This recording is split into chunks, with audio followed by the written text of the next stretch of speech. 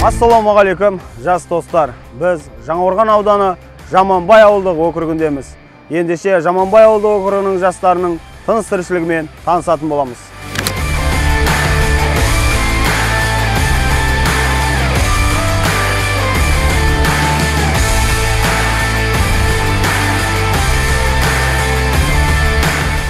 Өзім қазіргі таңда осы Жаманбай ауылдық округінің жастар жөніндегі маман болып қызмет атқарып жатсың. Енді қазір осы Жаманбай ауылдық округінде қанша жас бар?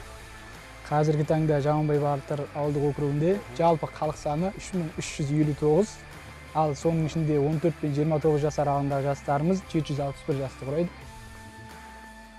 Бұл ауылымыздың 22%-ын құрайды жастар санының. Қазіргі таңда осы Жаманбай ауылдық округінде қанша жас кәсіпкер бар? Қазіргі таңда 21 жас кәсіпкерлікке түрлі сала бойынша тіркелген. Басым бағыт мал шаруашылығына беріп отыр біздің ауылда. Және егін шаруашылығы да бар. Биыл мынау бастау бизнес жобасы арқылы қанша жасты грант несиеге ұсынып отырсыздар ауылдық округ бойынша? Қазіргі таңда 7 жас осы бастау бизнеске қызығушылық танытып, өздерінің кәсіптерін ашсақ деген ниеті бар.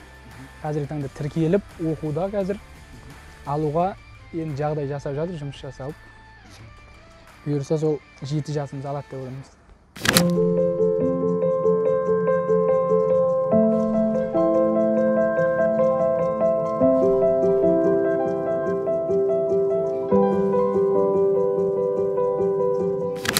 Мәди, өзіңіз жайлы қазіргі уақытта немен айналысасыз? Қазіргі таңда Қызылорда облысы Жаңақорған ауданы Бесарық өнер мектебінде педагог модератор мұғалімі болып, домбырамен ән салу сыныбы бойынша мұғалім болып қызмет етіп жатырмын. Мәке, қазіргі уақытта қанша шәкірт тәрбиелеп жатсыз? Қазіргі уақытта 10 шақты шәкірт тәрбиелеп жатқан жайымыз бар. Барлығын сол өнерге баулып, дәстүрлі ән айтудың ерекшеліктерімен барлығын үйретіп, ұстаздық еткенді жалпы үйретуге балаға дейді ғой. Сол сияқты мынау шәкірт тәрбиелеп жатырмыз. Ең бастысы.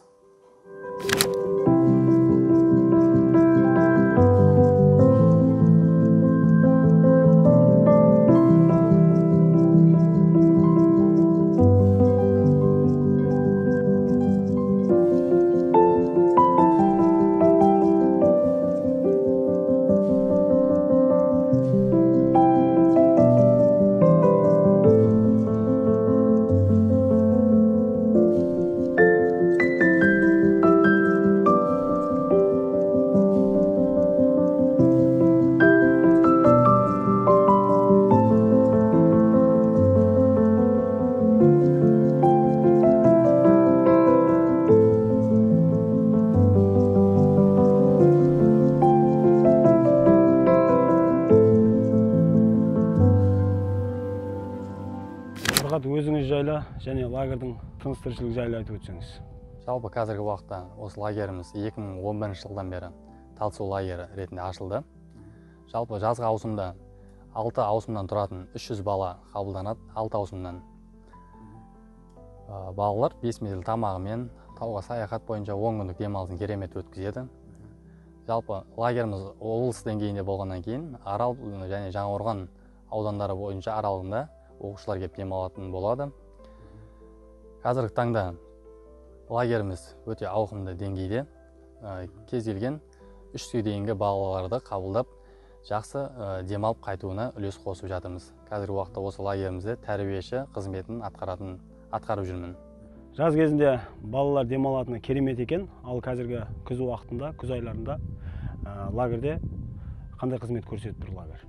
Жалпы лагеріміз жалпы Талсу лагері болғаннан кейін лагеріміз күздік ауысымның кезінде, күз мезгілі айларында лагеріміз облыстық олимпиадаға оқушылар даярлау және білім беру қызметі саласы бойынша жұмыс атқарады. Жалпы 6 ауысым бойынша 120 баладан тұратын қазіргі таңда облысқа олимпиада балаларды дайындау және де білім беру саласы бойынша қызмет етуге даяр тұрмыз. Қазіргі таңда қызмет көрсету бойынша даярлық жұмыстары жүргізіліп жатыр. Бірінші қазан күннен бастап 6 ауысымнан тұратын 120 бала келетін олимпиадаға оқушыларды дайындау және білім беру саласы бойынша дайын тұратын боламыз.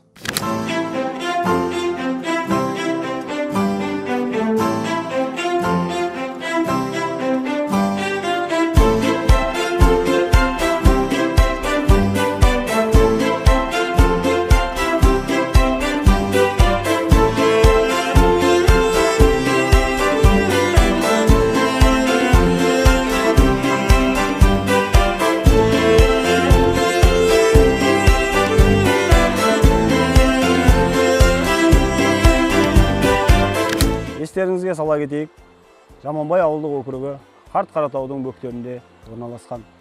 Мұнда жаз айларында облысымыздың барлық аудандарынан мыңдаған туристер келіп, табиғат аясында демалады. Жота-жота таулармен сарқыраған өзен суларының бейнесі көз тартып тұрғандай.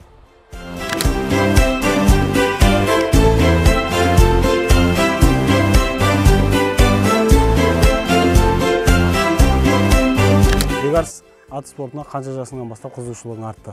Кішкентай кезімізде ауылда өскеннен кейін бәріміз атқа мініп өстік қой. Сол әкемнен келген қан деп ойлаймын. Әкеміз көкпар шапқаннан кейін кішкентай кезімізде қызықтық. 15-16 жасымыздан бастап осы атқа мініп үйрендік, көкпар шабып үйрендік. Осы уақытқа дейін қанша жетістіктерің бар? Қызылорда облысы бойынша команда көкпар шабамын. Биыл Қазақстан Республикасында болып, 2-16 Қызылорда облысы қалған. Мастер спорт орындадық. Осы ауылда тағы да қасында бір бала бар. Асқаров Нұрлыбек деген. Сол екеуміз барып қайттық. Біріншіден сол тренерлеріме рахмет айтамын. Жетістікке әперіп жатқанына.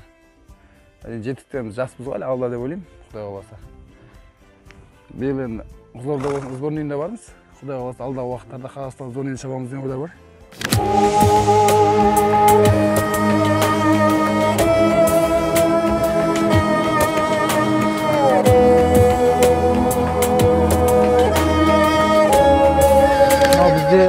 Атқа салатын дайын тұрған ер. Мен бұны бала күнімнен әкемнен істерін барлығын көріп келе жатырмын. Арасында өзім де көмектесіп тұрамын. Бұл бізде бұл аттың ердің керсендігі, мойны, қос қапталы. Мынау енді бітіп тұрған ер бұл. Әлі жұмыстары бар. Анау енді құралып келе жатқан ер. Бұл ерді өте қатты мықты ағаштан жасайды, өйткені бұл доданың арасына кіреді, сынып кетпеу керек. Мысалы, қандай ағаштардан жасайды? Екпеталдан жасайды бұл. Екпеталдан жасайды. Бұл атты да, адамды да сақтайды. Өте мықты болу керек. Ерің жайлы болса, көкпарда да өзіңе ыңғайлы болады. Атқа да жайлы болу керек. Атқа батса алтын ерді де отқа жақ деген мақал бар қазақта. Көкте қыран сұңқары, батырлардың ұрпағы, тұлпар мініп туалған байтақ ел үшін. Танымасаң қарашы, мен қазақтың баласы, бабасының қуанып айтар жемісі.